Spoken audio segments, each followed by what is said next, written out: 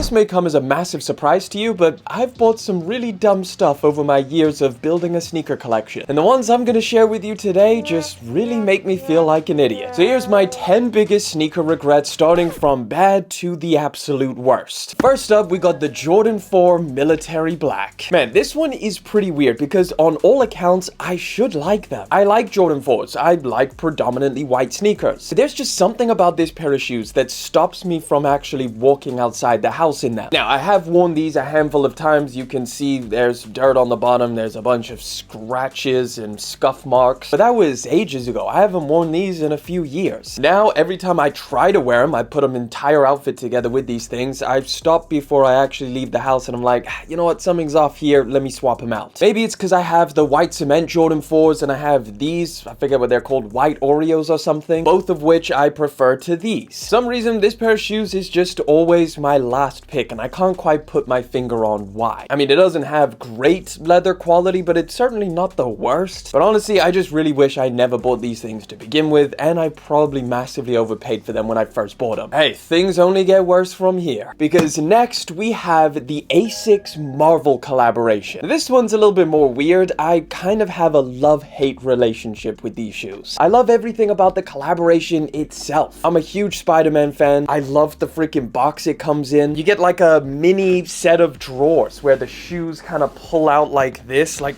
it's so cool. Oh yeah, and one of the coolest things is you get a literal comic book with these shoes in this plastic case and everything. Like, the collaboration is great. But my problem is I kind of feel like I have Stockholm syndrome with these sneakers. First of all, I've never actually worn these things. There's just so many other retro style shoes that I wear over these. I've got a bunch of different Asics shoes, Adidas retro shoes, Nike retro shoes, all of which I kind of prefer the look of. Those are a lot more wearable, like the colors of these shoes are pretty wild. But considering all of that, I also don't want to get rid of these things because I just love how cool the collaboration is. I also paid a huge amount for these things because it was just so expensive. So overall, I'm kind of stuck. But honestly, if I didn't buy them in the first place, I wouldn't have to deal with all of this mental gymnastics I'm doing to keep a hold of these things. I love them, but I also hate them at the same time. Next, we got a pair of Jordans. The Jordan 1 Powder Blue. Man, I really liked these things when I wore them that one time. Then after that, I bought a bunch of other very similar looking blue Jordan 1s that I prefer way more than these. I got the UNC toes. Those are the highs, so I preferred those. I got the Obsidian lows, which I would wear those over these. Like, these are definitely not bad, but like I said, the list really does go on of different blue Jordan 1s that I have that look just as good, if not better. And even when I directly compare these to all of the other UNC blue colored Jordan 1s that I have, like, the blue kind of looks off now. I don't know if I'm a big fan of this at all. It's sad because I really did like this pair of shoes when I first got them. I was like super hyped that I managed to pick these things up. And I also bought them when like Jordan 1s were super expensive. So like now I'm pretty sure you can get these things for like half the price. Generally with a lot of Jordans, the prices are super low now. So yeah, there's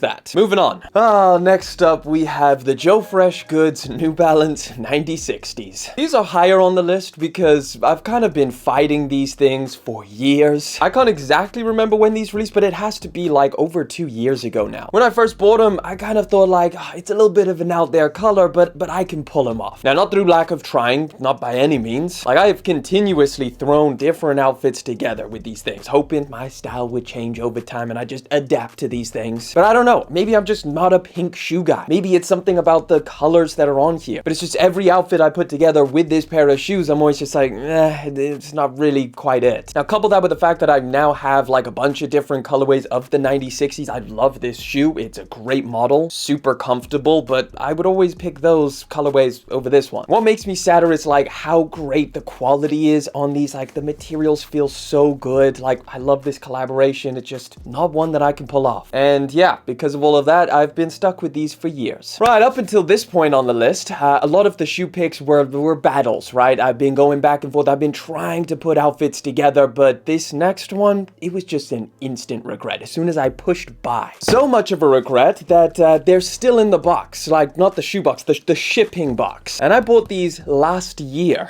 I just never opened up the goddamn box. So why don't we just do it together? Oh, well, would you look at that? Guess I just never really wanted to face this purchase. Gotta go through the 15 layers of freaking packaging. This is the Fear of God Basketball 1. Now, to make me feel a little bit better, I did buy these for a fraction of the full retail price. So I paid about $100 for them, and they retail, I think, for $250. So that definitely eases my mind a little bit, but still, what am I doing? Why did I buy these? Now look, to be honest, like they are it's a decent pair of shoes, okay? In fact, a lot of the Adidas Fear of God stuff, the shoes are actually pretty good, but they're definitely not amazing. They are just okay. And I guess when I bought these things, I thought, you know, I'm getting such a great steal on them. The price is just absolutely plummeted. People seem to hate these things, so I'll scoop them up. Really thought I was going to be wearing these things around a ton. You know, I even bought these things for full price, like when they first dropped, and then I managed to like get rid of those and then buy these things cheaper. Like all of the stars aligned for me to just keep rocking this pair of shoes, but clearly that hasn't worked out. I'm not even entirely sure why. It's just one of those shoes, like I'm not super excited about it. It's just kind of middle of the line, and I guess the lesson learned here is just don't buy shoes unless you're really excited about them. Chances are they're just gonna collect dust. Could also be that I'm a little bit of a sucker for sales as well. That could be a little bit of a reason why I regret this. Definitely a major one on the list, and one that I haven't even opened. But next up, we have probably one of the most disappointing shoes in recent memory, the Slay Benberry Crocs. Man, I cannot tell you guys how excited I was for this pair of shoes. When we saw all of the leaked images and everything like that, I was just hyped. This was just something different, something super unique, and kind of supposed to take Crocs in a different direction where they're really experimental in creating actual sneakers. They've got like the most hyped designer behind them, Slay Benberry, coming up with like a cool design like this. And then I got them in hand, in a colorway that I really wanted as well, so it's not that. They're just weird. They're weird because they kind of go against what you would expect them to be. Like, it looks like a super comfortable, you know, soft pair of shoes that you can kind of slip on, wear all around. They managed to find like the world's heaviest rubber somehow and put it on the bottom of these things, so it feels so insanely heavy, like so unnecessarily heavy. They're just uncomfortable. There's not much like softness to them. They're like rigid, and it's like, what are we doing here? There is no need for this pair of shoes to be this heavy and this uncomfortable. It's just really unfortunate because I wanted to like this pair of shoes so much, and like, I get it, this is a very polarizing design, and I'm like one of the few people that actually like the way that these things look, just completely hate the way that they feel. Like, the practicality is just so low on this pair of shoes, and I just wish they added something a little bit softer, something a little bit lighter, so you could really just slip on and go. Like, that's what Crocs are supposed to be, right? So yeah, overall, I should just definitely not have bought these things. But speaking of disappointing shoes, these next ones are worse. This is the Rick Owens Converse shoe, the turbo weapon. Man, I saw so many people wearing these things and making them look so cool, like putting together some really dope outfits. How come they never mentioned how freaking heavy and uncomfortable these are? These things weigh like 50 pounds. Like, how did Converse find rubber this freaking heavy? They're called the turbo weapons for a reason, because you could freaking use these things to do some damage. Kind of to the point where like you almost feel like you're wearing ankle weights. Have you ever done that? You know, like walking around with ankle weights on, like your legs swing out and it just feels really weird. That's exactly what these things feel like. Now, I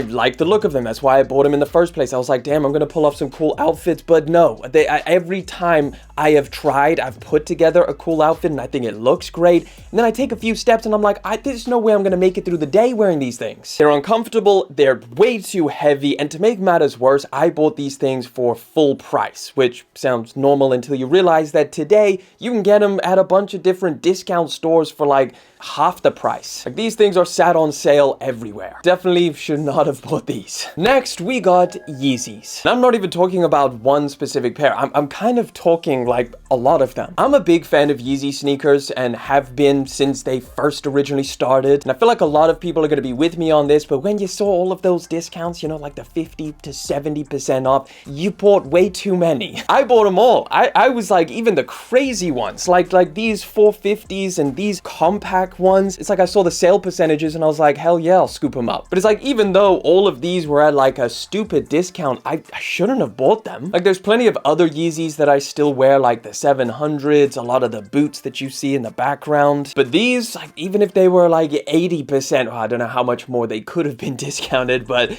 I just shouldn't have bought them. Like, realistically, these would be down towards the bottom of the list for like Yeezys that I would wear. And I've got all of the other ones, so what the hell am I gonna do with these ones? And this is only the surface. I mean, you guys have seen my sneaker room upstairs. But the reality is, nothing beats this video's final boss. This piece of Temu ass, Shein ass, AliExpress ass Yeezy slipper. Language. Yes, this is the $20 Yeezy slipper that somehow found a way to stoop lower than the Yeezy pods. In fact, the Yeezy pods kind of feel like marvels of engineering compared to these things. Oh yeah, and hey, if I paid 20 bucks for these things, I probably would have just shrugged it off. And to be honest, I actually did buy them for 20 bucks. They just never showed up, like most people's stuff that you ordered from the Yeezy website. Mine just never turned up. So these, I decided to go on Goat and pay like 8 times the price for them. I don't want to say the actual number, just 8 times, you do the math. Now, to be fair, I did do a video, but I just don't think I expected them to be this bad. They come in an undescript bag, like exactly how you would buy something from China, like fake, you know, it would just come in this little bag, like taped up. That's exactly how these come in. In fact, I'm pretty sure this is straight from China. I'm pretty sure Kanye is drop shipping here. Either way, these things are made from some kind of cheap foam that just doesn't feel like the good stuff, you know, like if you buy it from a brand like Adidas or even the Yeezy foam runners, like it just feels a little bit better, even though you would think foam is made equal. It's not. There's not really anything you can say about these to be like they were well thought out in any way. Like, it's pretty much the most basic way that you could get a foam to be on a human's foot. That's what this is. Like, you don't feel any arch support or ergonomics for your feet. They're not super uncomfortable, but you do feel like a bit of rigidity and like rubbing around the ankle as well. It's like the foam is a little bit harder than it should be. You only have a tiny thin layer of foam underneath your feet to begin with. Oh yeah, and these things get extremely hot and sweaty, which ironically, he probably knew about that issue when making these things because he also made the foam runners, and those have a bunch of holes, obviously, to not be super hot and sweaty. But I guess now he doesn't really care for these things. Either way, yeah, just should not have bought these. Or any of the sneakers on today's list. So tell me who's with me. Let me know down in the comment section, what sneakers do you regret purchasing? And of course, if you want to catch another video, I'll put one in this corner this time. Yeah, up there.